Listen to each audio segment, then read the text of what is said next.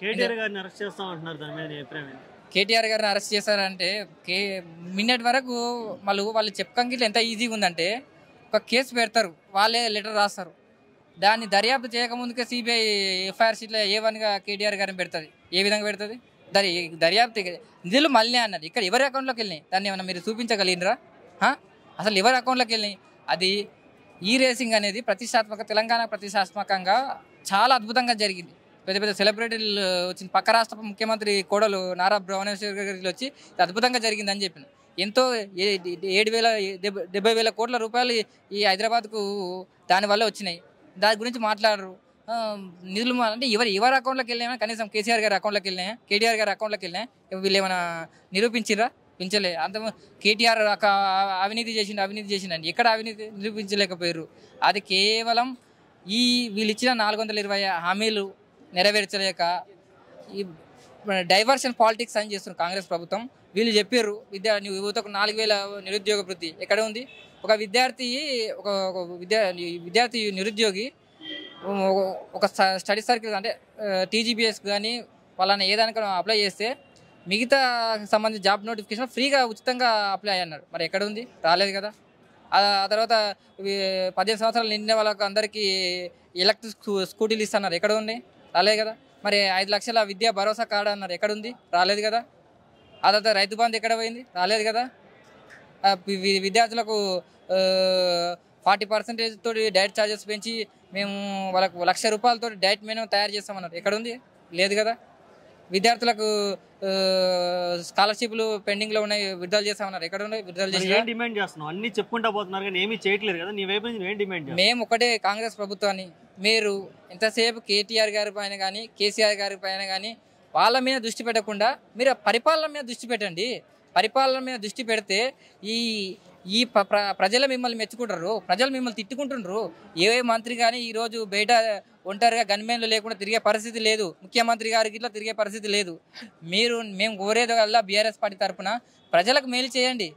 మేము BRS party తరఫున మేము ప్రత్యేకంగా వాళ్ళని అభినందిస్తాం, మేము సపోర్ట్ చేస్తాం. మీరు ప్రజలకు మేలు చేయకుండా మీరు ఇచ్చిన హామీలు తుంగలో తొక్కి ఈరోజు బీఆర్ఎస్ పార్టీ మీద కుట్రలు చేస్తున్నారని, లగిచర్ల పైన కేసీఆర్ కుట్ర, కేటీఆర్ గారి కుట్ర ఉంది, ఫుడ్ పాయిజన్లు అయితే RS ప్రవీణ్ గారు కుట్ర ఉంది అనేది ఇవన్నీ మీరు ఆపండి. డైవర్స్ పాలిటిక్స్ అనేది ఆపండి. మీరు ఒక సమస్య ఒకటి ఉంటే వీళ్ళు ఇంకో సమస్యను సృష్టిస్తారు. అలాంటి సమస్యలు సృష్టించకుండా మీరు ఇచ్చిన 420 హామీలు విద్యార్థులకు ఏదైతే ఇచ్చిండ్రో, మీరు ఏడాదికి 2 లక్షల ఉద్యోగాలు, అదేవిధంగా మిగతా అన్ని అంశాలను నెరవేర్చండి. మీరు ఇచ్చిన 420 హామీలు నెరవేర్చండి. నేను కాంగ్రెస్ ప్రభుత్వాన్ని డిమాండ్ చేస్తున్నాను. బీఆర్ఎస్ ప్రక్షాళన మేము కోరుతున్నాం. Okay, thank you so much. Bye, నమస్తే. ఏంది పరిస్థితి? ఏంది వికలాంగులకి ఏమన్నా న్యాయం జరుగుతుందా ప్రభుత్వంలో, కాంగ్రెస్ ప్రభుత్వంలో? ఇంకా కాలేదు సార్. కేసీఆర్ సార్ చేసిందే పింఛన్ వస్తుంది. కొత్తగా 6,000 ఇస్తామని చెప్పారు కదా, వస్తుందా? రాలేదు ఇంకా. దాని గురించి ఏమైనా మాట్లాడుతున్నారా? అసలు అసెంబ్లీలో ఏమైనా మాట్లాడుతున్నారా? ఎక్కడైనా జీవోలు ఏమైనా పాస్ చేస్తున్నారా? ఏం పాస్ చేస్తలేదు. వికలాంగులకు అసలే చూస్తలేదు. డిమాండ్ ఏంది మరి? ఏం డిమాండ్ చేస్తున్నారు? రేవంత్ రెడ్డి గారికి ఏం పెడతారు? అదే రేవంత్ రెడ్డి గారు కొంచెం ఈ కులాలకి చూస్తే మంచిది. మన కేసీఆర్ సార్ మంచిగా చేసి పోయిడు. మీరు కూడా సాయం చేయండి. మా ఇంట్లో పిల్లలు ఏమైతే ఈ పైసలు బయట పోమంటారు, ఎట్లా తెచ్చి వాళ్ళకు పెట్టాలి? మనకు ఇదే ఇబ్బంది. మీకేం వెహికల్స్ ఏమి ఇవ్వట్లేదా ఇప్పుడు? వెహికల్ ఏమి ఇవ్వలేదు. వెహికల్స్ ఏమి ఇవ్వట్లేదు. ఉద్యోగాలు ఏమన్నా ఇస్తే మంచిదంటావా? ఉద్యోగాలు ఇస్తే మనకు బాగుంటుంది. భార్య పిల్లలు సుఖపడతారు. అవును, వాళ్ళకి తినడానికి దొరుకుతుంది. 4,000 ఉంటే మనకు బండికే సరిపోదు. అదేలే. ఏం చేయాలి మనం? అదే ఆసరా పెట్టుకొని కూర్చుంటాం. ఎప్పుడు పెంచుతారు సార్ అని అదే అడుగు. ఓకే, ఎలా ఉంది పరిపాలన ప్రస్తుతానికి? చూస్తున్నావు కదా, ఏమన్నా ఇచ్చిన హామీలు ఎలా అనిపించినాయి? అసలుకి ఎలా ఉంది పరిపాలన? ఎలా ఉంది? కొంచెం మంది ఏమంటున్నారంటే జనవరిలో పెంచుతాము అని చెప్తున్నారు, కానీ ఇప్పుడు ఏం చెప్పలేము. Okay okay, thank you so much. ఒకటేంటంటే కేసీఆర్ గారు చాలా మంచి పనులు చేశారు. మాకు ఆయన గెలవగానే 4,000 పెన్షన్, ఫస్ట్ 2,000 పెన్షన్ అతనే ఇచ్చాడు, తర్వాత 4,000 పెన్షన్ కూడా అతనే ఇచ్చాడు. ఎండింగ్ దిగిపోయే టైంలో కూడా మాకు 4000 పెన్షన్ ఇచ్చాడు. ఇప్పుడు వికలాంగులు చాలామంది బాధపడుతున్నా కూడా ఒక సంవత్సరం మనకు పదవి అనేది, ఒక సంవత్సరం కాంగ్రెస్ పదవిని రన్ చేసింది, అయినా కూడా వికలాంగునికి 6000 ఇవ్వడానికి కూడా ఆ ప్రభుత్వానికి లేనప్పుడు వికలాంగుడు అంటే ఎక్కడ గౌరవం ఉంది? వికలాంగునికి ఎక్కడైనా వాళ్ళ స్థానం అనేది లేదు. వికలాంగునికి 6000 ఇస్తా అన్నారు, ఎక్కడన్నా ఎవరికైనా ఇచ్చారా? ఈ సంవత్సరంలో కాదు కదా, ఈ 4 ఏళ్ల ప్రభుత్వంలో కూడా మాకు వస్తుందని మాత్రం నమ్మకం లేదు. అది అతి త్వరలో కూడా నేను ప్రజెంట్గా ఉన్న పదవి ఏంటి అంటే NSY తెలంగాణ వికలాంగులలో నేను ఒక ప్రెసిడెంట్నే. ఈ 2 నెలల్లో భారీ బందోబస్తుగా ధర్నా అనేది ప్లానింగ్ చేస్తున్నాము. ఒకటి, పదవి దిగిపోతాడా, వికలాంగులకి సేవ చేస్తాడా? మాకు 2 కావాలి. చేతనైతే వికలాంగులు చేయమనండి. మేము సీఎం గారిని కానీ లేకపోతే మాజీ సీఎం గారిని కానీ అనట్లేదు. ఎంతోమందికి ఇప్పుడు రైతుకు ఈ సేవ చేస్తున్నాను, బస్సు ఫ్రీ పెట్టాను, లేకపోతే ఇంకొకటి చేశాము, ఎన్నో చెప్తున్నావు. మరి వికలాంగుడు మీకు కళ్ళకు అవపడట్లేదా?